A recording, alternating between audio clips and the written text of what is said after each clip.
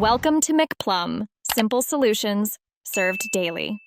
You start by confirming your phone model and OS version so you know which icon options are available. Next, backup or note your home screen layout. Once done, you can revert if needed.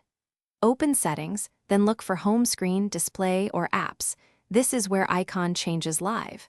If you already have an icon image, make sure it's roughly 64 to 192 pixels square in PNG or SVG, and accessible from Files or Photos.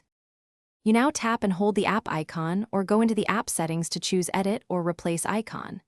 Select from built-in glyphs, your gallery image, or an installed icon pack. Make sure to grant file access if prompted. Once chosen, crop to square and preserve transparency if the icon needs irregular shapes. This keeps edges crisp. After adjusting, preview on the home screen. If alignment or size looks off, return and tweak scale, padding, or mask settings until it fits with neighboring icons.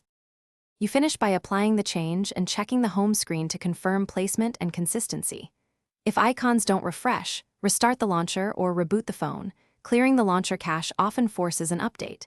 Make sure file names have no special characters, since some launchers reject them. Rename if needed.